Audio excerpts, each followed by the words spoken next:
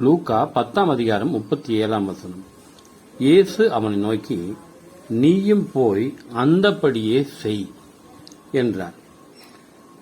படத்தில் பார்க்கும் மனிதன் எனது பக்கத்து வீட்டிலே உடம்பு சரியில்லாத சூழ்நிலையில் படுத்து கிடக்கிற ஒரு மனிதனாக, ஒரு கை ஒரு கால் வராத ஒரு சூழ்நிலையிலே மிகவும் கஷ்டப்பட்டு கொண்டிருக்கிற, சமுதாயத்தால் புறக்கணித்து குடும்பத்தாரால் புறக்கணித்த ஒரு மனிதன். அவன் செய்தது தவறுதான், அந்த மனிதன் செய்தது தவறுதான்.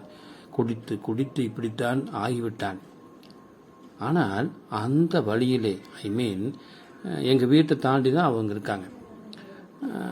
எங்கள் வீட்டுக்கு பக்கத்துலலாம் நிறைய கிறிஸ்தவங்க இருக்காங்க. அவங்கெல்லாம் சர்ச்சுக்கு இந்த வழியில் தான் அவர் கடந்து தான் போவாங்க. ஆனால் ஒருவராவது சர்ச்சுக்கு போகிற வழியில் வர்ற வழியில் அவரை விசாரிக்கலாம். ஒரு மனிதன் உடம்பு சரியில்லாமல் இருக்கிறாரே, எப்படியாவது அவரை பரலோகத்துக்கு பாத்திரவானாக்க வேண்டுமே என்ற அடிப்படையிலே சிந்திப்பதில்லை. கர்த்தர் எனக்கு கொடுத்த பாரத்துக்காக அவருக்கு நான் நன்றி செலுத்துகிறேன்.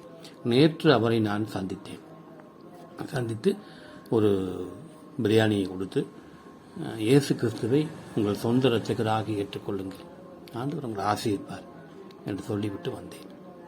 அன்பானவர்கள், உண்மையாகவே அந்த இடம் ஸ்மெல் அடிக்குதுங்க.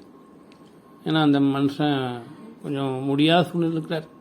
ஆமாம், இந்த அருமையான நாளில் நமது வழியிலே போகிற இடத்துல, நான் வேலை செய்யும் இடத்துல யாரெல்லாம் உடம்பு சொல்லாமல் இருக்கிறாங்க, யாரெல்லாம் மனசு கஷ்டப்பட்டுருக்கிறாங்க என்பதை நீங்கள் கண்டுபிடித்தீர்களா? வேதம் என்ன சொல்றது? நீயும் அந்தப்படி போய் செய் அப்படின்னு சொல்றது. நல்ல சமாரிகளாக இந்த உலகத்தில் வாழ ஆண்டவர் அழைக்கிறார். ஆண்டவர் ஒரு முன்மாதிரியை காண்பித்து சென்றார் நமக்கு. தர்மியான நாளில் நாம் சிந்திப்போம், நல்ல சமாரிகளாக இந்த உலகத்தில் வாழ்வோம். ஒரு மனிதனை பரலோகத்தில் கூட்டிச் செல்வது விலையேற பெற்ற ஆசீர்வாதம். அந்த ஆசீர்வாதத்தை இந்த உலகத்தில் பெற்று நீங்களும் உங்கள் குடும்பத்தாரும்